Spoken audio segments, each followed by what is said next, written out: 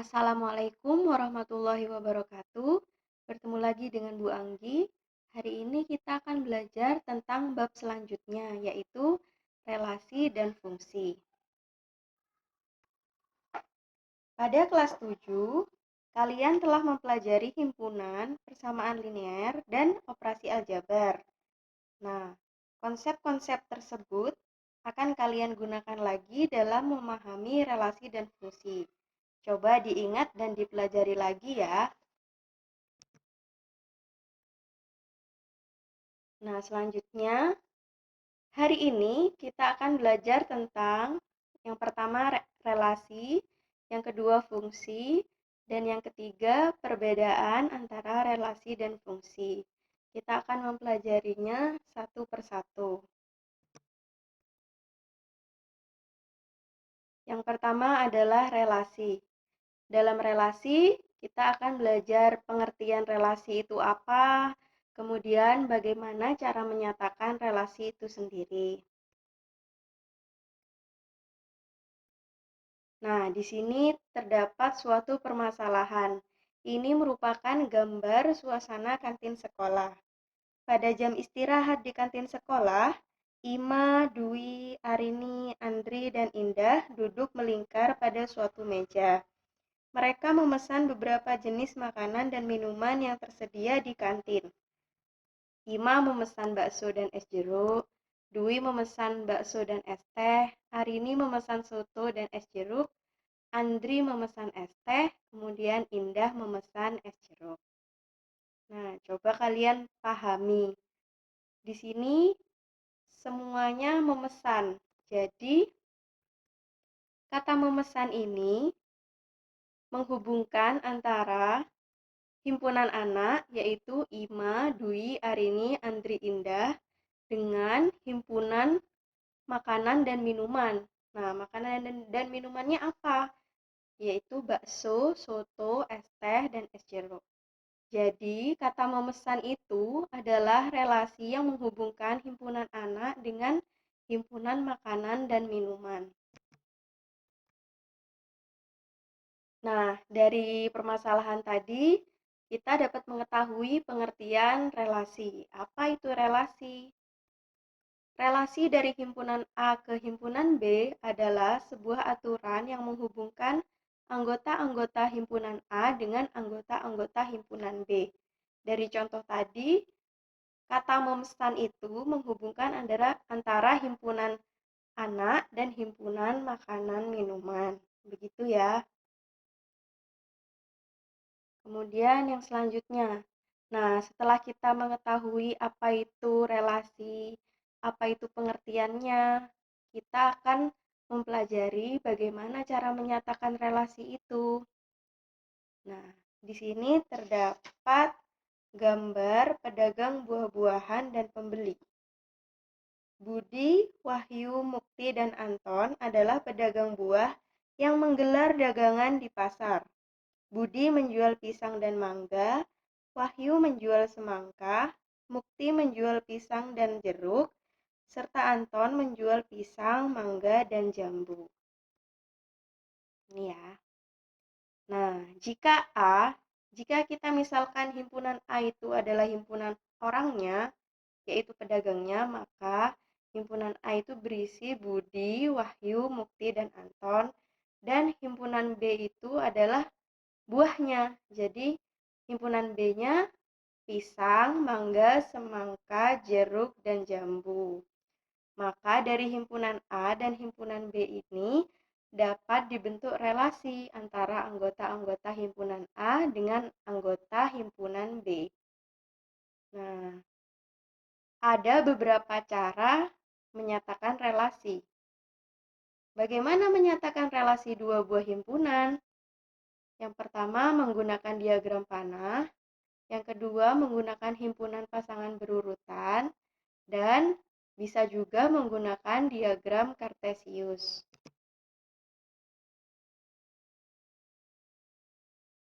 Yang pertama, diagram panah. Ini merupakan kasus yang tadi ya, jadi ini permasalahan yang tadi, yang pedagang buah ya. Budi menjual pisang dan mangga, Wahyu menjual semangka, Mukti menjual pisang dan jeruk, Anton menjual pisang, mangga, dan jambu.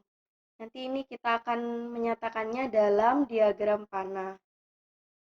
Nah, diagram panah itu seperti ini. Jadi ini himpunan A, berisi Budi, Wahyu, Mukti, dan Anton. Kemudian ini himpunan B-nya, berisi pisang, mangga, semangka, jeruk, dan jambu. Nah, relasinya adalah apa? Relasinya adalah menjual. Sehingga cara menentukan diagram panahnya adalah kita lihat di sini, Budi menjual pisang dan mangga. Berarti dari Budi kita beri panah ke arah pisang dan mangga. Ini Budi pisang, kemudian Budi mangga. Kemudian Wahyu menjual semangka. Jadi kita buat panah dari Wahyu ke semangka. Kemudian selanjutnya Mukti menjual pisang dan jeruk. Jadi kita buat panah dari Mukti ke jeruk dan pisang ya. Nah, ini Mukti menjual pisang, kemudian Mukti juga menjual jeruk. Dan yang terakhir Anton. Anton ini menjual pisang, mangga, dan jambu. Jadi kita arahkan saja panahnya ke pisang, mangga, dan jambu. Jadi Anton menjual pisang, kemudian Anton menjual mangga juga, dan kemudian Anton menjual jambu. Begitu. Begitu cara untuk menyatakan relasi dengan diagram panah. Nah, selanjutnya menyatakan relasi dengan cara yang kedua, yaitu dengan menggunakan himpunan pasangan berurutan.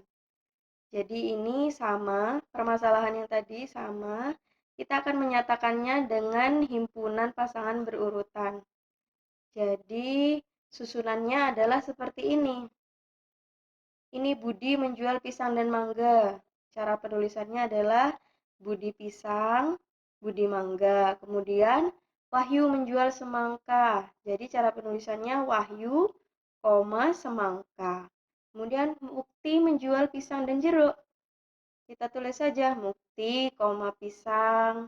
Kemudian Mukti, jeruk. Dan Anton menjual pisang, mangga, dan jambu.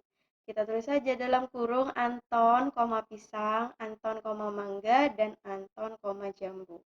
Sangat mudah sekali, bukan?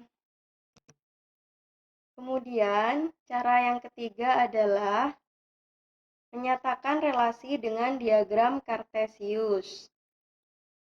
Ini sama, permasalahannya adalah sama. Nah, relasi itu juga dapat dinyatakan dengan diagram Kartesius. Relasi menjual dari himpunan A ke himpunan B digambarkan dengan noktah atau titik. Jadi, seperti ini caranya. Sumbu mendatar horizontal menyatakan anggota himpunan A, sumbu tegak atau vertikal menyatakan anggota himpunan B. Jadi, yang mendatar ini menyatakan himpunan A yang berisi nama-nama dari pedagang. Kemudian yang vertikal ini menyatakan anggota himpunan B yang berisi buah-buahan. Jadi kita akan membuat permasalahan ini menyatakan relasinya dengan menggunakan diagram Kartesius. Caranya adalah seperti ini. Budi menjual pisang dan mangga. Jadi Budi dan pisang. Nah, kita letakkan titiknya di sini. Nah, seperti itu. Kemudian Budi juga menjual mangga. Jadi, kita tarik dari Budi dan mangga. Nah, seperti itu. Jadi, titiknya kita letakkan di sini. Ini sama seperti kita menentukan titik pada sistem koordinat Kartesius kemarin ya. Caranya sama. Kemudian, Wahyu menjual semangka. Maka kita tarik Wahyu dan semangka. Kita letakkan titiknya di sini. Nah, seperti itu. Kemudian Mukti menjual pisang dan jeruk. Mukti menjual pisang, Mukti dan pisang ya. Kita taruh titiknya di sini. Kemudian Mukti juga menjual jeruk. Mukti, jeruk. Jadi titiknya berada di sini. Dan yang selanjutnya Anton. Anton menjual pisang, mangga, dan jambu. Jadi Anton menjual pisang, Anton dan pisang, titiknya di sini. Kemudian Anton dan mangga, titiknya di sini. Kemudian Anton dan jambu, titiknya di sini. Nah, jadi ini merupakan hasil dari menyatakan relasi dengan diagram Kartesius. Caranya sangat mudah sekali.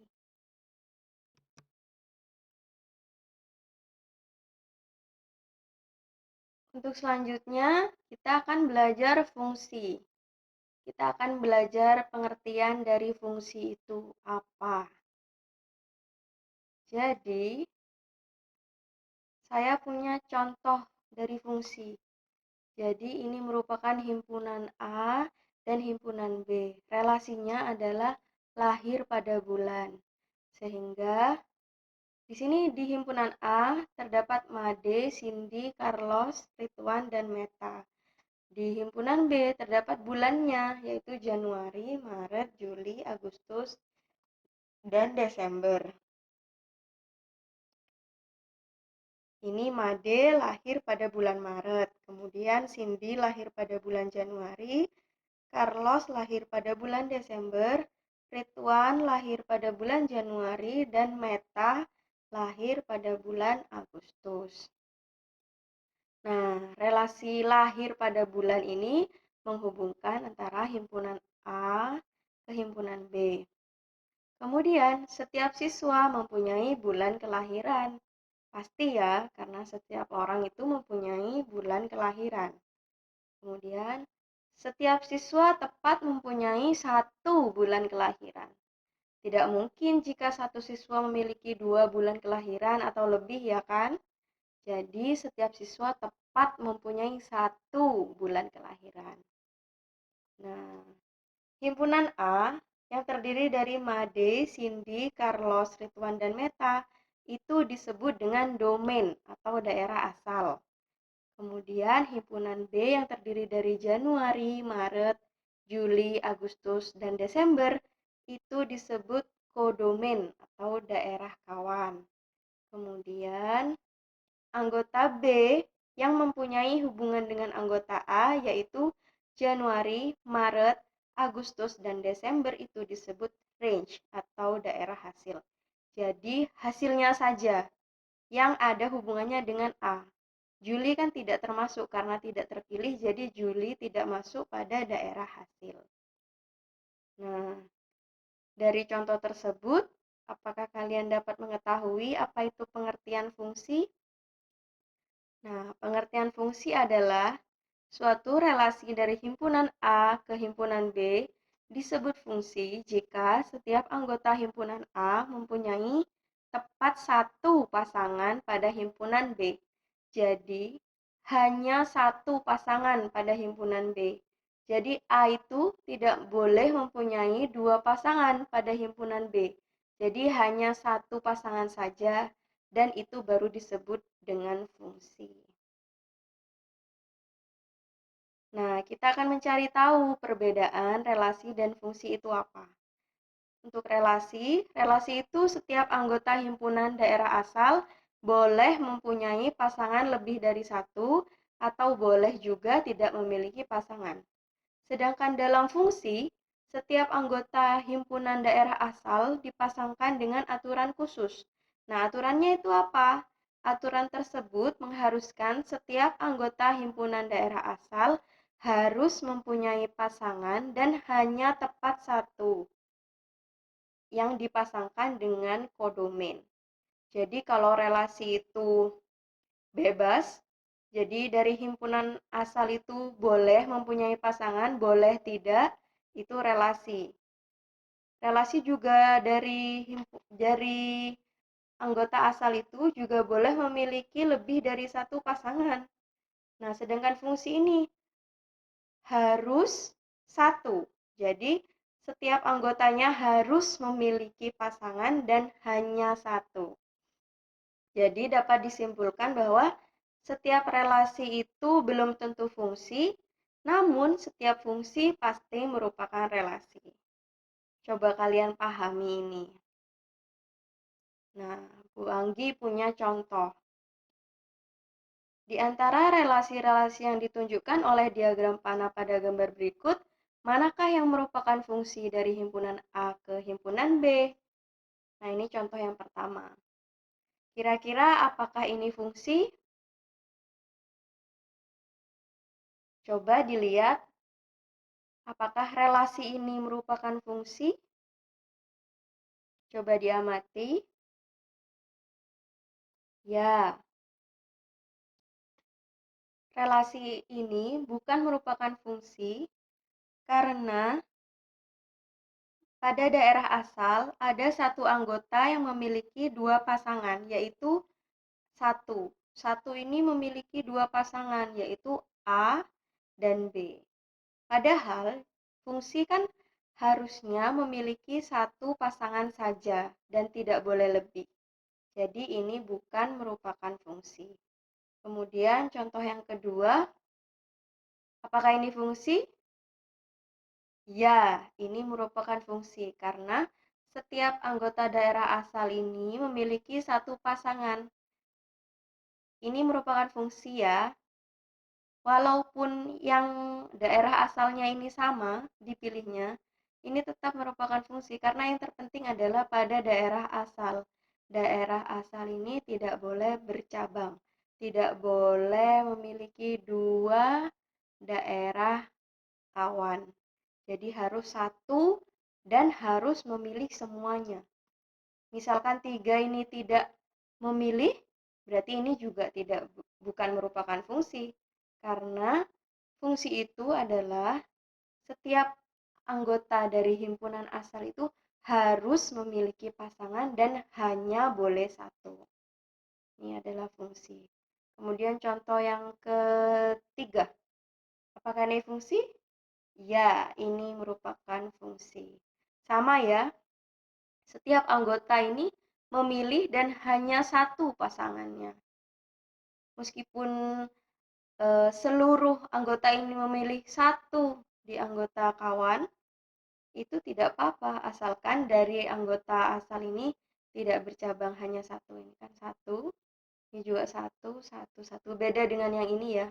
Ini kan ada dua. Jadi ini bukan fungsi. Begitu kira-kira.